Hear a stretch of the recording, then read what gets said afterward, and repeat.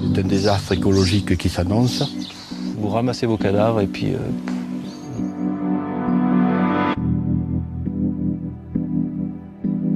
Est-ce que c'est les abeilles qui ne naissent pas? S'il n'y a plus d'abeilles, l'homme n'aura plus grand-chose à manger au niveau fruits et légumes. Est-ce que c'est les butineuses qui ne reviennent pas à la ruche? Nous avons des problèmes. Nous avons perdu 45% de nos abeilles. J'ai perdu près de 70% de mes colonies. Entre octobre et décembre, j'ai perdu 90% de mes abeilles.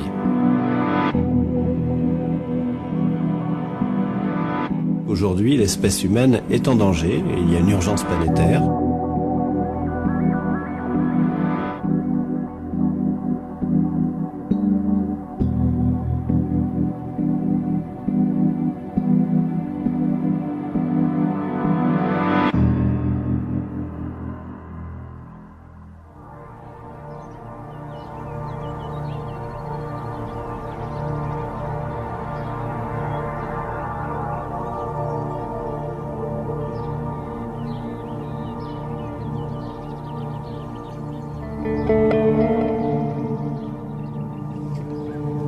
Cela fait 20 ans que les apiculteurs subissent de graves mortalités d'abeilles.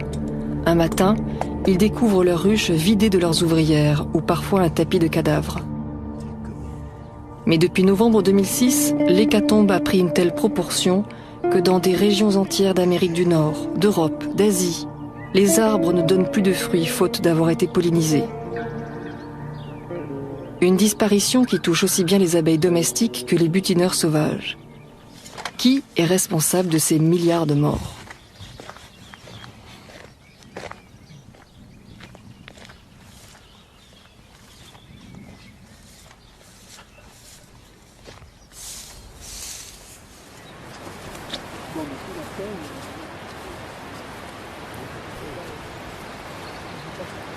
Il n'y a pas une abeille, hein? Non.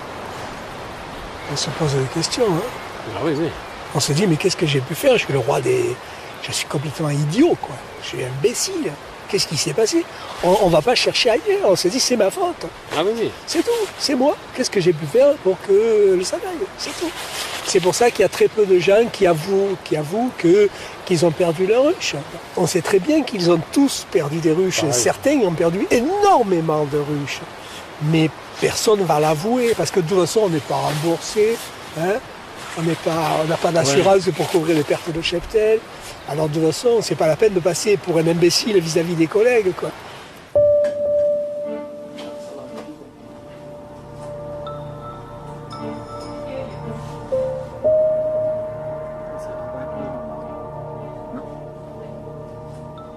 On a actuellement uniquement des suppositions qu'on essaie de vérifier, qui pourraient expliquer ces mortalités de colonies qu'on observe. Ça va principalement du côté des pathologies de l'abeille. Et c'est vrai qu'on a également beaucoup de connaissances sur le varroa, parce que c'est là qu'on suppose qu'il y a également un gros problème. Probablement le varroa n'est pas seul responsable de ces mortalités, mais on est persuadé qu'il joue un rôle tout à fait central dans ces mortalités. Varroa destructor, c'est le premier suspect qui vient à l'esprit des apiculteurs et des scientifiques. Un acarien de 2 mm arrivé avec des abeilles importées d'Asie au début des années 80. Une sorte de tique qui perce le corps de l'abeille pour en pomper l'hémolymphe, le sang des insectes.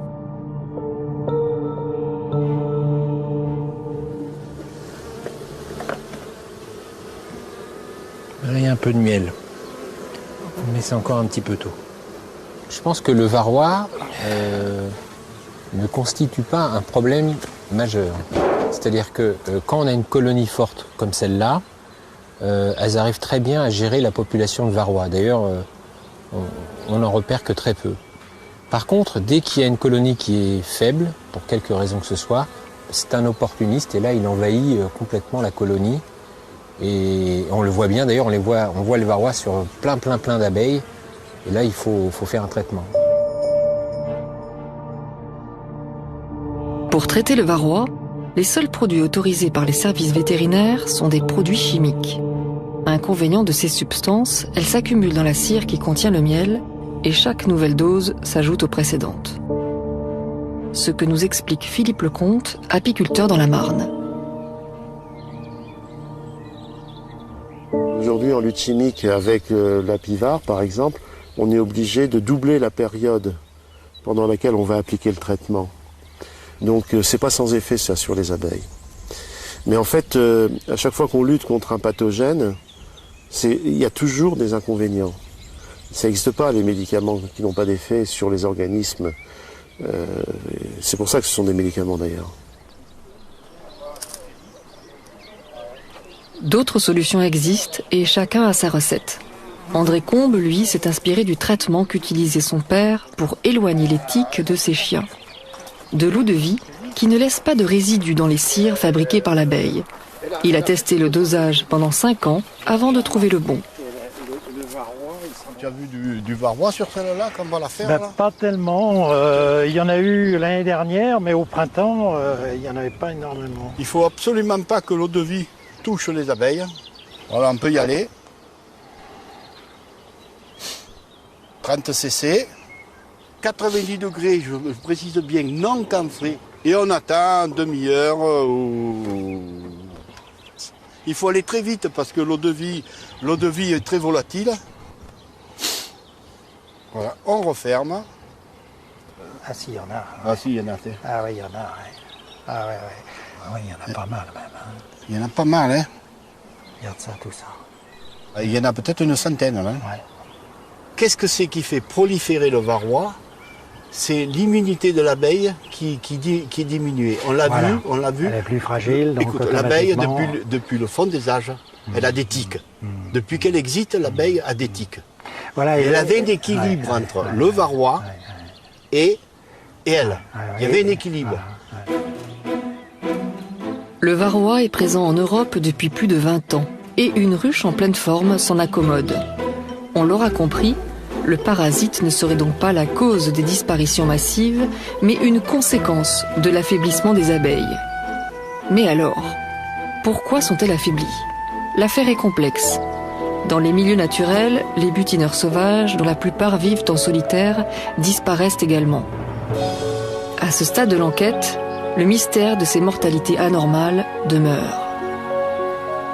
Ignorantes du danger, les meilleurs amis des fleurs butinent.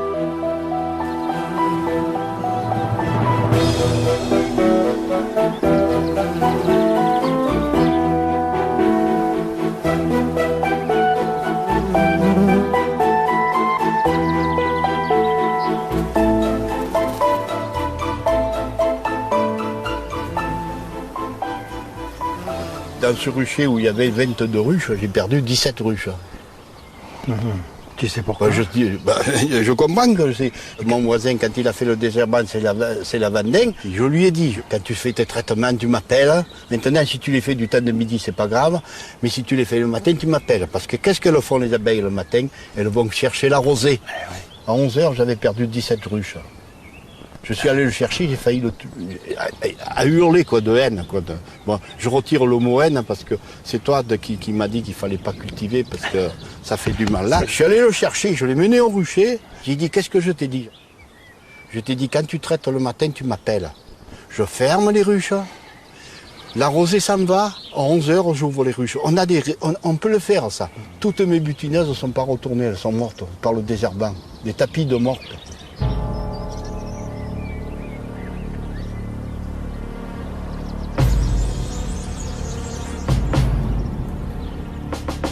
Notre deuxième piste commence l'été 1997, gravée dans les mémoires comme celui de la mort de milliers de colonies. Les apiculteurs y voient une relation avec les semences enrobées d'une nouvelle génération d'insecticides tels le gaucho et le régent. En 7 ans, les apiculteurs français ont perdu 450 000 ruches.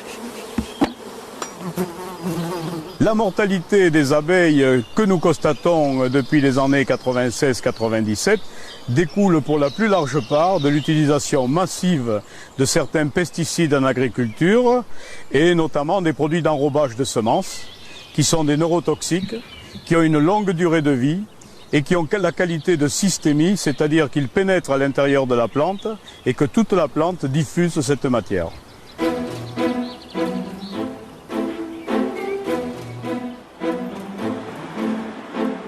Jean-Charles Boquet, directeur général de l'UIPP, représente les firmes phytopharmaceutiques telles que Bayer, BASF et Monsanto. Dans les phénomènes de disparition d'abeilles, plusieurs hypothèses sont avancées, dont celle des pesticides. Ce que je peux vous dire, c'est que les pesticides aujourd'hui autorisés, utilisés selon les conditions d'emploi, ne présentent pas de risque pour les abeilles. La mission du vétérinaire Marc-Édouard Collin, chercheur pour l'enseignement supérieur agronomique, est de comprendre pourquoi les abeilles, dans certains cas, ne rentrent pas à la ruche. Il a étudié l'action des pesticides en comparant le comportement des abeilles sur des cultures biologiques et conventionnelles. Sur ce sujet, on est loin de connaître tout et de savoir comment la toxicité va s'exprimer et surtout comment elle va s'exprimer quand l'exposition aux toxiques dure longtemps. Et je crois que c'est le problème actuel par rapport aux années précédentes, c'est que l'exposition aux toxiques chez l'abeille est beaucoup plus longue actuellement avec les produits insecticides systémiques qu'auparavant quand on traitait ponctuellement un champ parce qu'il avait une attaque de ravageurs. Xavier Roux est président de l'association de développement de l'apiculture professionnelle. Il se souvient d'un traitement phytopharmaceutique utilisé sur les cultures qui entouraient ces ruches. C'est un neurotoxique qui sert à traiter les parasites du tournesol et qui attaque le système nerveux de l'abeille. L'abeille ne retrouve plus son chemin et meurt dans le champ de tournesol. L'emplacement où étaient les colonies, il n'y avait que du tournesol. À cette époque-là, il n'y avait aucune autre fleur. Il y avait 40 hectares de tournesol autour des colonies et elles n'ont pas fait 1 gramme de miel. Sur 80 ruches, il y en a déjà 50% qui sont mortes pratiquement dans le mois qui suivait. Et je suis arrivé à 80 ou 90% à la sortie de l'hiver, quoi. Certains pesticides auraient donc des effets à long terme, des mortalités jusqu'à 6 mois après le butinage, qui rendent pratiquement impossible de trouver la molécule coupable. Dans les mortalités chroniques dont on parle en apiculture ou les phénomènes de disparition d'abeilles massifs, dans ces moments-là, on n'a jamais retrouvé de pesticides en quantité suffisante pour expliquer la mortalité. Je ne crois pas, moi, à la piste gauche aux régents. Je pense que ça intervient très marginalement. Ça peut intervenir quand on a des ruches qui sont complètement affaiblies, mais c'est pas ce que nous donne l'enquête épidémiologique de l'AFSA comme résultat. Ce que montre l'enquête épidémiologique, c'est qu'on vit dans un fond de pollution. On a des traces de polluants dans les ruches de manière constante, mais que ce n'est pas ça qui fait mourir l'abeille. Je ne vois pas comment les pesticides qui sont capables d'altérer tous les écosystèmes et quasiment tous les organismes des écosystèmes puissent ne pas altérer l'abeille. Donc en gros, ça voudrait dire que l'abeille est le seul organisme qui ne serait pas altéré par les pesticides. On a pu démontrer par exemple que lorsqu'ils étaient utilisés seuls, dans certains cas, ils pouvaient ne pas induire d'effet du tout, mais lorsqu'ils étaient associés, induisaient un effet explosif et qui provoquait de très fortes mortalités en moins de 24 heures. Des mortalités par exemple du type de 95% de la population décimée en moins de 24 heures.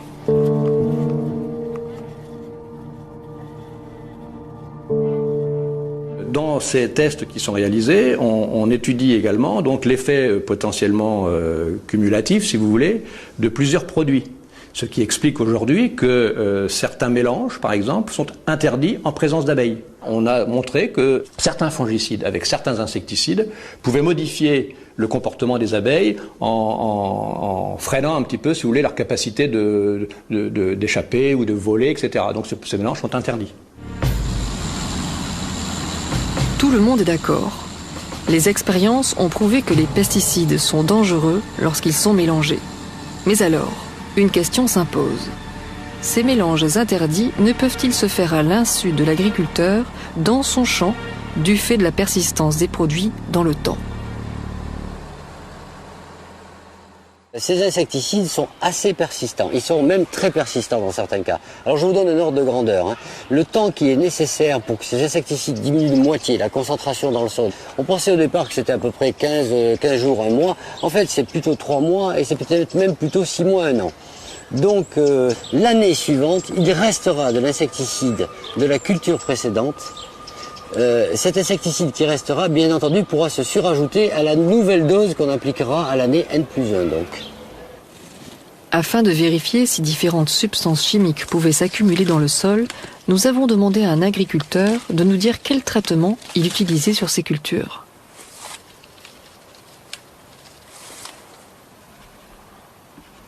Une quinzaine de traitements fongicides, après il y a un herbicide, et puis allez, 1 à 2 insecticides par an. Le calendrier des traitements phytosanitaires est tout aussi éloquent. Donc là, on a tous les produits qui ont été appliqués avec la dose hectare. Ça, c'est un insecticide qui est tout de suite c'est très cher. Il doit y en avoir d'autres, je suppose en dessous.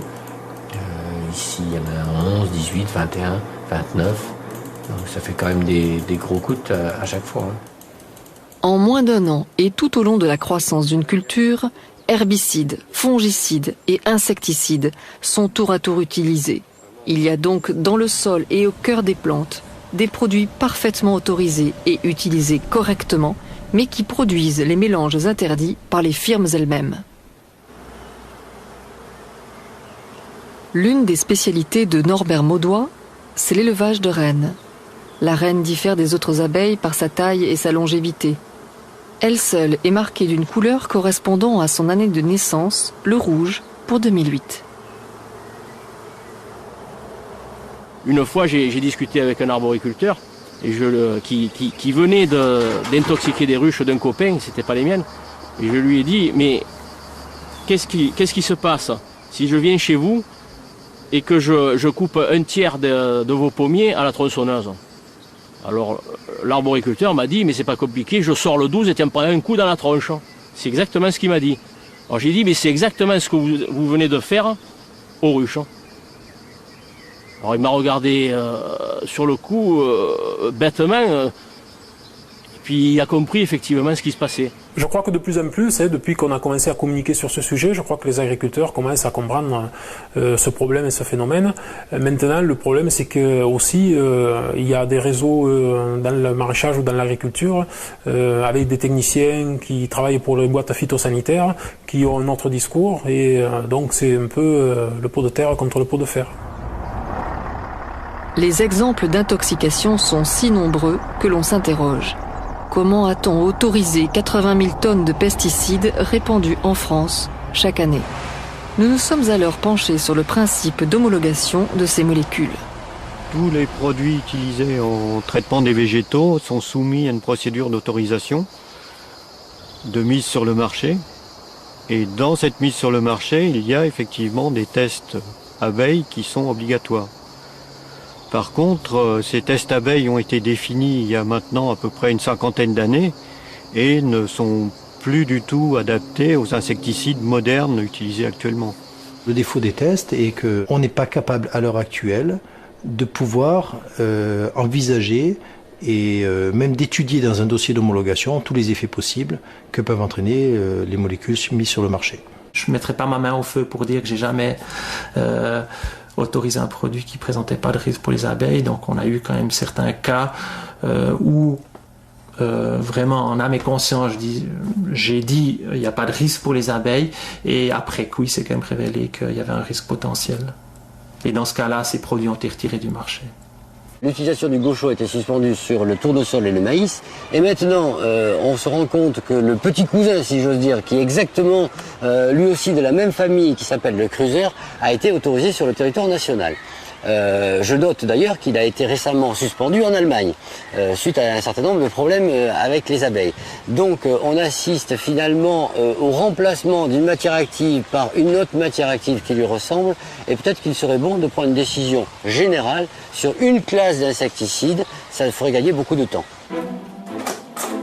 Les pesticides sont toxiques à des doses infinitésimales. Et lorsqu'ils épargnent les abeilles adultes, les substances ramenées dans le pollen empoisonnent les larves. On ne connaît pas encore tous les effets secondaires de ces produits, que déjà une nouvelle génération d'insecticides arrive sur le marché. Ceux fabriqués par les plantes elles-mêmes, les plantes génétiquement modifiées, en France, majoritairement du maïs.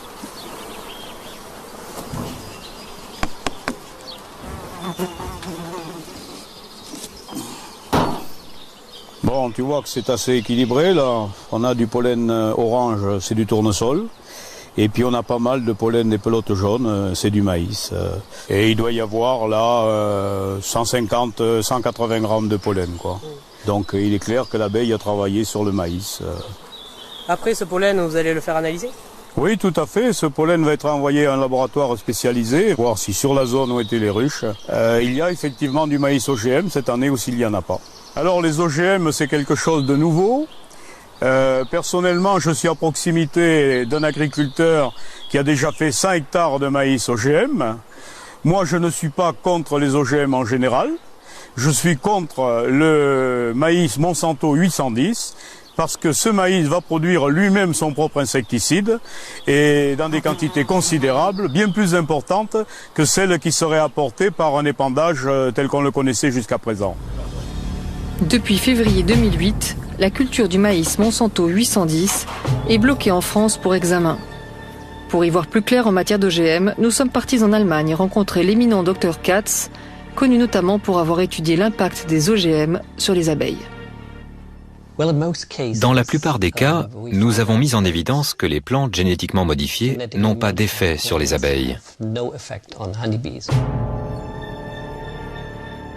Et pourtant, 3 ans plus tôt, le Dr Katz avait démontré que le gène étranger, utilisé pour modifier le colza, s'était transféré dans une bactérie, vivant dans les intestins de l'abeille, un transfert du végétal à l'animal. Un discours aujourd'hui étonnamment tempéré. Nous avons constaté que les effets sont seulement dirigés contre les lépidoptères, les papillons. Mais il apparaît tout de même qu'un autre facteur associé aux gènes modifiés dans la plante peut affecter l'abeille. La recherche étant de plus en plus financée par les entreprises, dont celle de la chimie, les scientifiques sont-ils encore libres de publier le résultat de leur recherche ? Avez-vous reçu des pressions des firmes ou des lobbies ? Oh oui, bien sûr, j'en ai eu. Je ne m'y attendais pas. J'étais assez naïf lorsque j'ai commencé ces études. Ce n'était pas très agréable, vraiment. Je n'aime pas recevoir des pressions. Pourtant, on en a eu. Nous coopérions avec les firmes chimiques et certains directeurs de recherche nous disaient « Pas de problème pour étudier ça ». Mais d'autres disaient « Pourquoi est-ce que vous persistez à étudier ce point ?» Certaines études dérangent, surtout lorsqu'elles mettent en cause les brevets sur le vivant. Mais cela n'empêche pas le Dr Katz d'avoir ses propres convictions en matière d'OGM.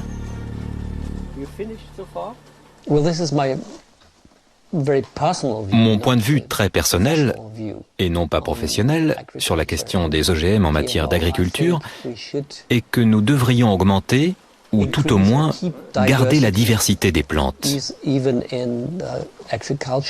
et non pas concentrer cette agriculture sur très peu de variétés. Je pense que dans le futur, nous aurons vraisemblablement des problèmes si nous minimisons le nombre de variétés de plantes. OGM ou pas, nos paysages sont envahis par les monocultures, une pauvreté florale qui nuit à l'abeille parce que son régime alimentaire se doit d'être varié. Donc on a du blé, encore du blé et quasiment rien d'autre. Aucune autre herbe est tolérée et évidemment sur le sol, si on cherche, aucun insecte ou quasiment aucun, des densités nulles ou très faibles. Donc un vrai désert de fleurs pour les pollinisateurs. Le fait que les paysages, en tout cas dans une bonne partie de l'Europe, soient fortement marqués par l'agriculture intensive, ont un impact direct sur les abeilles et sur les pollinisateurs sauvages de façon générale. On a une fragmentation du paysage, les milieux naturels se retrouvent souvent en étant des petits timbres-postes au milieu d'une grande matrice d'agriculture intensive. Si on compare avec les champs de blé qu'ont peint nos impressionnistes il y a un siècle et plus, les champs de blé étaient colorés. On avait des coquelicots dedans, des bleuets, des choses comme ça, des plantes qui étaient visitées par nos pollinisateurs. Aujourd'hui, là, pauvre bourdon qui est ici, il peut aller voir ailleurs s'il veut se nourrir.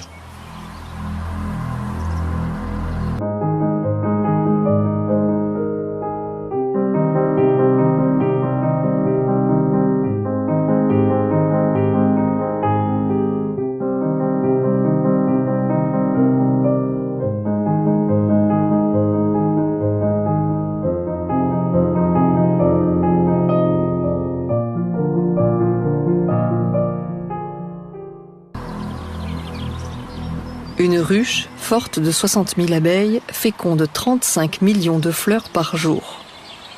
Bernard Vessière et son équipe de l'INRA d'Avignon sont les premiers à avoir mesuré la valeur économique de la pollinisation par les abeilles en comparant l'action du vent et des insectes. Pour le déclin des pollinisateurs, il est important d'arriver à mesurer les conséquences potentielles de ce déclin. Et pour mesurer ça, on a mis au point une technique qu'on a utilisée dans le cadre du programme Alarme, qui est de comparer, d'évaluer l'impact des insectes par rapport à la pollinisation par le vent ou l'autopollinisation passive. Là, on a un capitule sous sachet plastique hydrophile pour mesurer la pollinisation sans vent ni insectes, l'autopollinisation passive. Là, on a un capitule sous sachet de tulle, mais c'est pas n'importe quel tulle. On a mesuré que ce tulle laissait passer 75% du pollen atmosphérique. Par différence, on aura l'impact de la pollinisation par le vent. Et puis, pollinisation par les insectes, pollinisation libre. Par différence avec les deux autres capitules, on aura l'impact des insectes. L'INRA a mis en évidence que 80% des végétaux de la planète disparaîtraient sans les pollinisateurs. Pour l'agriculture, cela représente un chiffre d'affaires mondial de 153 milliards de dollars.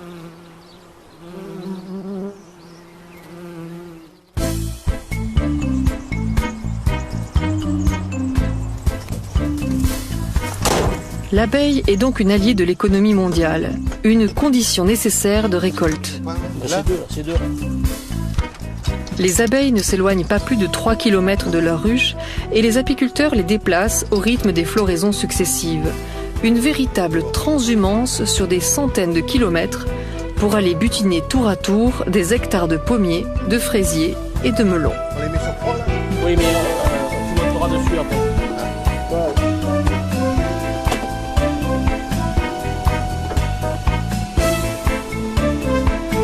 Top, descends. Descends. Dans le passé, les apiculteurs payaient pour poser leurs ruches près d'un champ de lavande. Aujourd'hui, avec la disparition des pollinisateurs, ce sont les agriculteurs qui font appel au soutien des abeilles.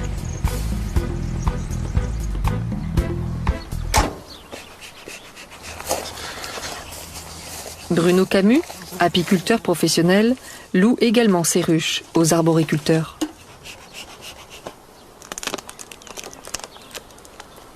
C'est vrai que la pollinisation, ça implique une grosse dispersion de nos ruches, puisqu'il faut mettre 4 ruches à tel endroit, 6 ruches à un autre. Donc on disperse tous nos ruchers, ce qui n'est pas idéal pour le suivi par ailleurs qu'on fait.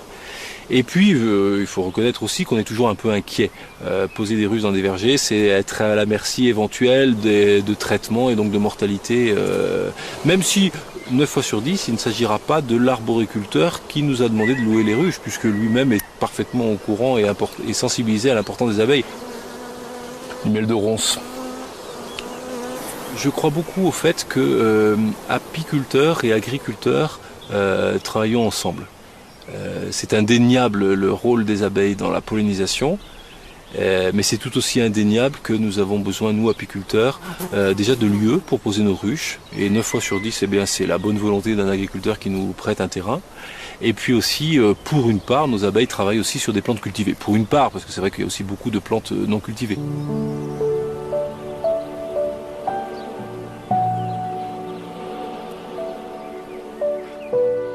On l'aura compris, sans les abeilles, pas de fécondation des fleurs, donc pas de fruits ni légumes.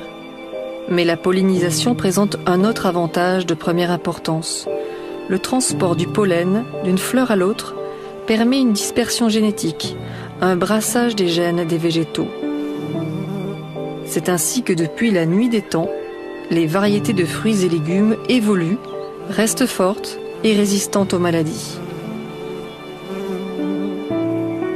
Cette diversité florale est elle aussi indispensable aux abeilles.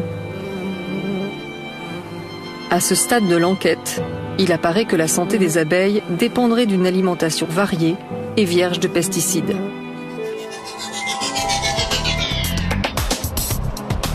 Suite aux différents témoignages allemands, suisses, français, nous partons aux États-Unis, rencontrer ceux qui ont baptisé le mal mystérieux des abeilles, le syndrome d'effondrement des colonies, en anglais le Colony Collapse Disorder ou le CCD.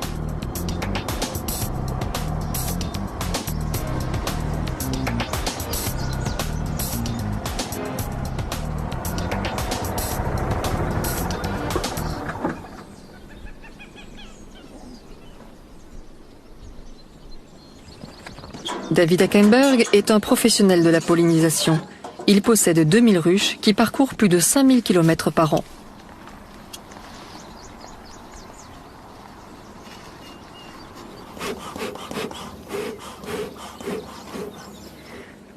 La plupart de nos ruches sont actuellement près de New York pour polliniser les champs. Avant, elles étaient dans le Maine sur les champs de myrtilles. Et nous avons ici quelques ruches que nous allons observer. Ici, le déclin des pollinisateurs sauvages est dramatique et les producteurs de fruits et légumes ne peuvent envisager de bonnes récoltes sans louer des ruches aux apiculteurs. Si la mortalité des abeilles domestiques continue, il n'y aura plus assez de pollinisateurs aux États-Unis dès 2012. Si elles étaient toutes comme ça, on serait content.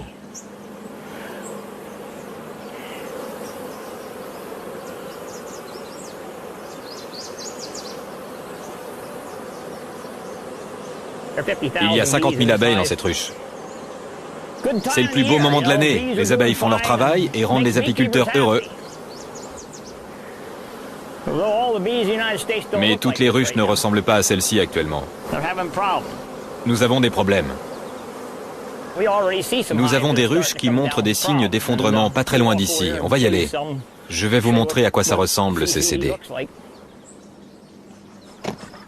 David Hackenberg est le premier apiculteur américain à avoir alerté les pouvoirs publics et les scientifiques sur l'effondrement mortel de ces colonies. Cette ruche est en train de dépérir, elle présente un syndrome d'effondrement. Comme vous pouvez le voir, il n'y a pas beaucoup d'abeilles. La colonie ne s'est pas repeuplée, les abeilles qui restent ne s'occupent pas de la ruche, elles ne ramènent pas de nourriture, elles ne font pas de miel. Elles ont un problème. Dans quelques semaines, cette ruche sera morte, complètement vide.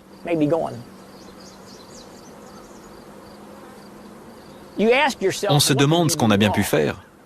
Mais finalement, j'ai réalisé que ce n'était pas ce que j'ai fait de mal, mais plutôt où est-ce que j'ai posé les ruches et dans quel environnement les abeilles ont évolué. Je commence vraiment à penser que concernant ce problème-là, ce n'est pas ce que j'ai fait. C'est quelque chose autour de mes ruches et sur lequel je n'ai aucun contrôle. Et là, ça me met en colère. Quelque chose, quelque part, affecte ma vie et je ne peux rien y changer.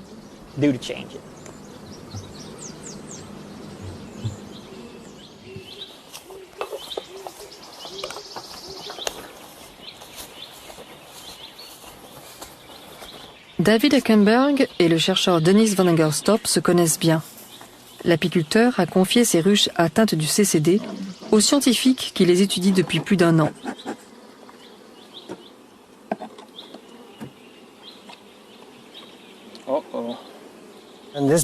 Cette abeille-là est en train de danser. Grâce à cette danse, elle indique aux autres abeilles où aller pour trouver de la nourriture. Il n'y a pas beaucoup d'abeilles dans cette colonie. Elle est presque vide. Toutes celles qui collectent le nectar ont disparu. Aucune ne ramène de nourriture. Cette colonie est affamée. Ce que les équipes du ministère américain de l'Agriculture ont trouvé comme première explication est un virus. Nous avons trouvé que les nombreux cas de colonies atteintes du syndrome d'effondrement avaient le virus aigu de la paralysie israélienne. Ce virus ne vient pas d'Israël, c'est juste qu'on l'a découvert là-bas. Donc on a pensé que les abeilles avaient attrapé la grippe. La grippe. Ce virus est triomphalement annoncé en 2007 comme étant la cause des mortalités des abeilles américaines. Un coupable unique et idéal qui, sous l'autorité du microscope, annule les autres hypothèses. Un virus. Il suffirait donc d'un médicament pour en venir à bout. Mais le docteur Jeff Pettis va nous révéler ce qu'ils ont découvert en poursuivant leurs recherches. Nous avons observé le virus comme étant seulement une conséquence de quelque chose d'autre qui affecterait la colonie. Nous savons aussi que les abeilles vivent avec des virus depuis toujours, et dans des conditions normales, cela ne leur cause aucun problème. La piste du virus écartée, les chercheurs s'intéressent à un champignon, le nosema, connu pour loger dans le corps de l'abeille. Le nosema, qui se développe dans les intestins de l'abeille, est en augmentation dans les colonies américaines, et nous ne savons pas pourquoi. Cette prolifération du nosema serait-elle la cause des mortalités anormales d'abeilles aux USA ? Le cas du nosema est très intéressant parce que nous assistons maintenant à l'émergence d'une nouvelle variété, le nosema serranae. Nous avons trouvé dans certaines colonies une très forte présence de ce champignon en plein été, ce qui est totalement inhabituel. En principe, il apparaît à l'automne. Le noséma est un problème réel pour beaucoup d'apiculteurs, il n'y a aucun doute à ce sujet. Mais dans les colonies atteintes de syndrome d'effondrement, on n'a pas pu trouver de noséma dans la plupart d'entre elles. Les pistes d'un virus ou d'un champignon ne suffisant pas à expliquer la mortalité soudaine des colonies d'abeilles, les chercheurs américains se penchent à leur tour sur l'impact des pesticides. Nous avons également souhaité étudier l'impact des pesticides, ceux que les apiculteurs appliquent pour contrôler le varroa et ceux que les abeilles ramènent dans la ruche et qui viennent de l'agriculture. Dans certains cas, nous avons trouvé de très hauts niveaux de pesticides et ce n'est certainement pas bon pour les abeilles. Cela ne doit probablement pas les aider à garder une bonne santé. En plein champ de pommiers, ils ont arrosé avec un néonicotinoïde pour augmenter la production de fruits. Les firmes chimiques leur avaient dit « Vous pouvez asperger ce produit en plein champ parce que cela n'atteint pas les abeilles. Cela ne tue pas les adultes. » Je suis bien d'accord avec eux, cela ne tue pas les adultes, mais cela a un effet sublétal. Les abeilles ramènent le pollen contaminé à la ruche, le donnent à manger aux bébés abeilles et là, on a un désastre. Ici aux États-Unis, on ne se penche presque jamais sur les interactions. En fait, on ne nous demande pas de regarder les interactions entre deux pesticides. C'est quelque chose que l'on est en train d'essayer de comprendre. Si deux pesticides combinés peuvent être plus dangereux qu'un seul. De même que la combinaison avec un fongicide qui est souvent appliqué en même temps qu'un autre pesticide. On n'exige pas de nous de tester les interactions entre les pesticides, mais c'est quelque chose que nous sommes en train de regarder et qui pourrait avoir un effet.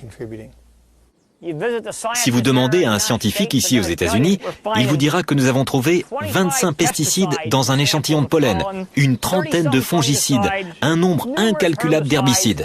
Tout ça dans un petit bout de pollen gros comme ça. Même conclusion qu'en France. Les mélanges de pesticides créent des effets que personne ne maîtrise.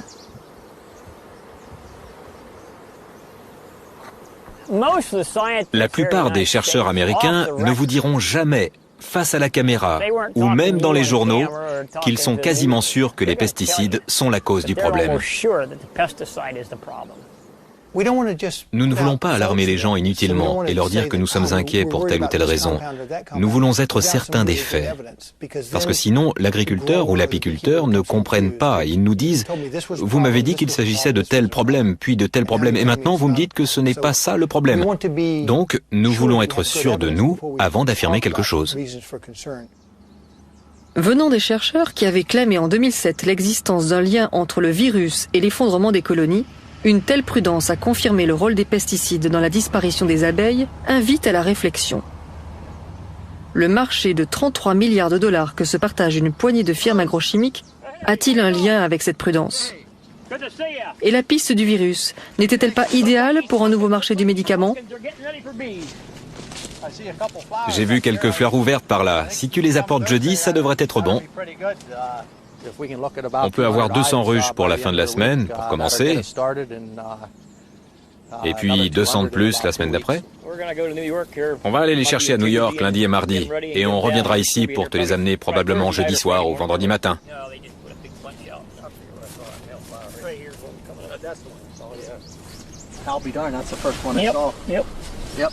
Elles sont en train de s'ouvrir. Pour jeudi, ça devrait être parfait. S'il y avait des abeilles sauvages pour polliniser mes citrouilles, je ne paierais pas ce prix pour mes plantations. Mais la pollinisation est si importante que nous avons besoin de louer des abeilles en plus. Le peu d'abeilles sauvages qui vivent ici vont juste donner un petit coup de main. Aussi incroyable que cela puisse paraître, il n'y a plus d'abeilles sauvages sur les zones de grande culture américaines. Le prix de location des ruches grimpe sans arrêt parce que les apiculteurs doivent renouveler leurs ruches. Les coûts ont été multipliés par 2 cette année, en quelques mois. Je n'ai pas encore changé ma manière de faire. Si 1 ou 2 scientifiques pointaient du doigt les produits chimiques et les désignaient comme étant la cause des dommages, je changerais probablement la façon dont je conduis ma ferme.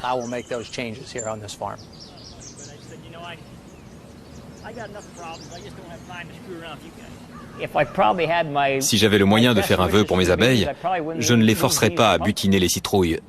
Seulement les fermiers ont besoin d'elles. Vous êtes payé pour ça, et donc vous portez les ruches à des endroits où vous savez que ce n'est pas bon pour elles. Donc on essaie de les aider pour qu'elles gardent la santé. Pour garder la forme, une abeille a besoin de sucre puisé dans le nectar des fleurs et de protéines fournies par le pollen. Or, les citrouilles offrent peu de protéines. Pour y remédier, les apiculteurs américains ont recours, comme dans tout élevage industriel, à des mixtures bien éloignées du repas naturel de l'insecte.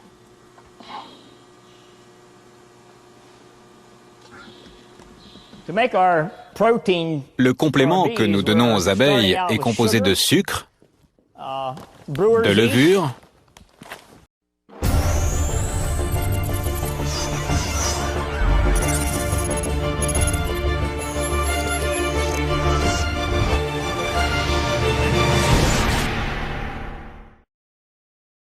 de poudre d'œuf, d'huile de colza, de vitamines et d'un certain nombre de choses comme du miel. Et l'on obtient ce pain de protéines avec lequel on a nourri nos abeilles l'année dernière, et il semble que ça les aide pas mal.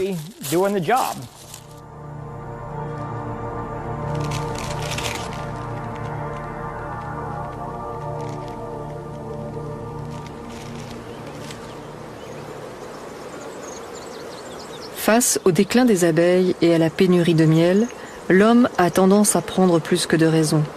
Il a oublié que l'abeille se nourrit de son propre miel et du pollen qu'elle récolte. Tout n'est plus qu'une question d'argent aujourd'hui. Comment faire pousser les champs plus vite, comment rendre les filles encore plus jolies. Malheureusement, nous avons oublié notre rapport avec la nature.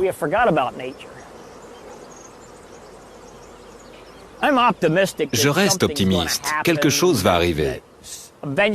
Des gens vont certainement réussir à confirmer ce que je pense. La population va se mobiliser suffisamment fort pour que le gouvernement incite les firmes chimiques à virer leurs produits du marché. Malheureusement, je crois que ce n'est pas près d'arriver parce que nous parlons de beaucoup d'argent, nous parlons des plus grosses entreprises au monde. Et la façon dont travaillent les hommes politiques aux États-Unis, c'est que si vous payez grassement quelqu'un, vous obtenez ce que vous voulez.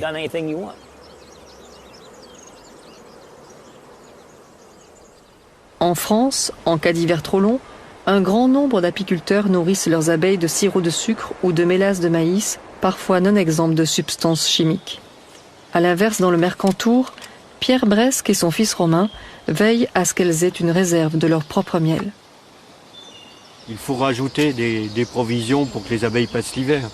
Donc dans l'idée d'un complément alimentaire par rapport au miel, c'est tout à fait satisfaisant.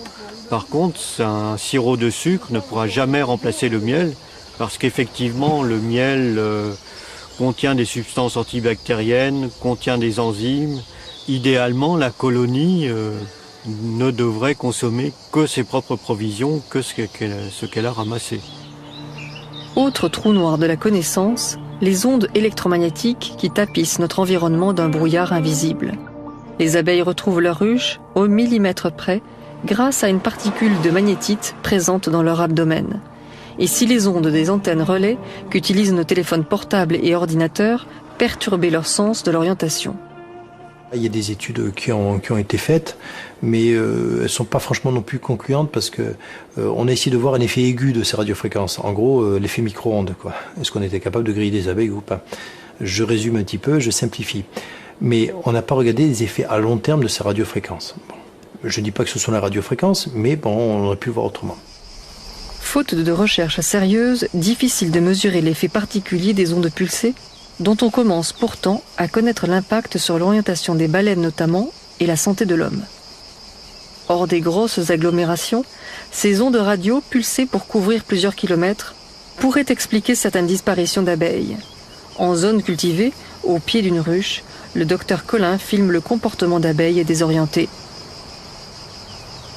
Voilà une abeille qui est encore capable de marcher, mais plus capable de vraiment s'envoler et donc qui a perdu complètement ses repères, qui ne va pas vers la ruche. Et ce qui frappe, c'est que aussi elle vole pas droit, elle a des petits envols, mais c'est jamais vraiment très droit, c'est part sur le côté. Donc ça, c'est vraiment caractéristique d'une intoxication. Et là, elle est immobile, complètement immobile. On peut dire qu'elle est... Si on voulait comparer avec ce qu'on peut trouver chez les mammifères, on pourrait presque dire qu'elle est en coma. Et puis, ma foi, elle ne reviendra jamais et c'est une butineuse de perdu. Oui, donc il y en a encore une autre. Vous voyez que quand on regarde bien, par terre, justement, il faut bien se pencher par terre. Et à ce moment-là, on voit finalement qu'il y a beaucoup d'abeilles qui marchent, qui ne rentrent pas à la ruche, qui ne butinent pas. Donc là, le problème, c'est qu'on voit des symptômes nerveux donc qui se rapportent aux intoxications, ça c'est clair. Maintenant, aller chercher la source de l'intoxication, ça va être plus difficile. On peut effectivement rechercher un neurotoxique éventuellement, et peut-être en trouver, mais dans certains cas, les doses qui peuvent tuer l'insecte sont tellement infimes que même les meilleurs analystes, les meilleurs chimistes ne peuvent pas retrouver des traces de cet insecticide.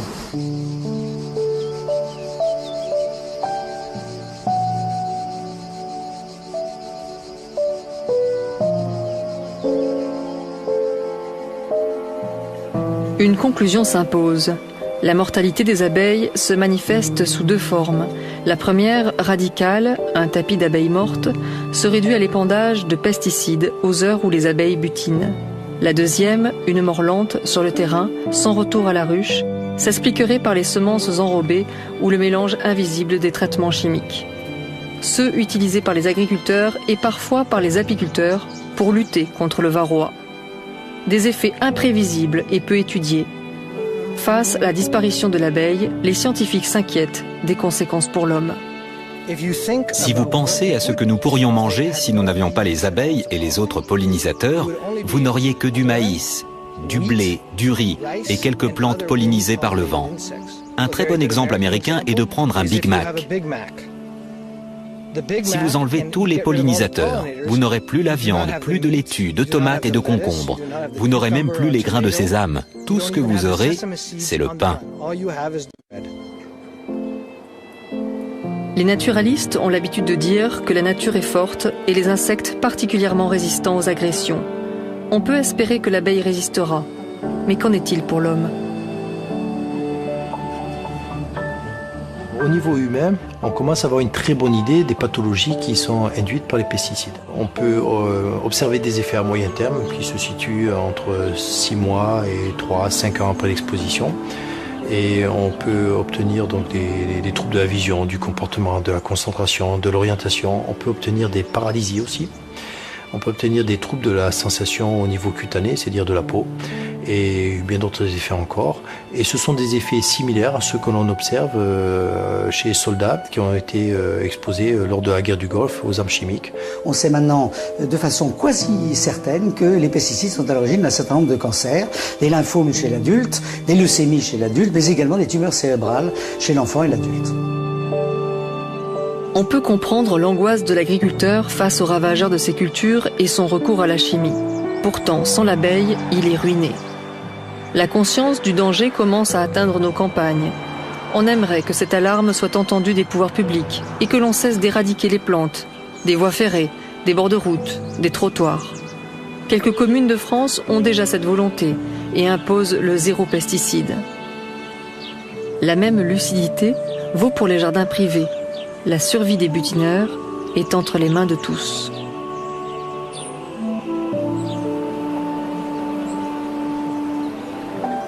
À Saorge, on sait que soigner l'abeille, c'est aussi soigner l'homme.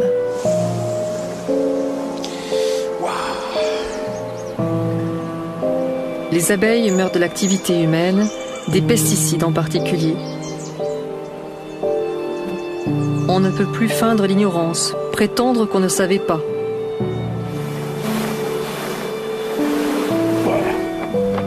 Les abeilles allongent la liste des milliers d'organismes vivants que nous avons fait disparaître de la Terre. Ça, c'est une merveille. Les butineurs sont l'espèce de trot qui, en s'éteignant, peuvent sonner le glas de l'humanité. Viens faire la belle, viens. ayant l'humilité d'entendre le message que nous envoient ces millions de colonies d'abeilles qui s'effondrent, et la sagesse d'aller leur porter secours.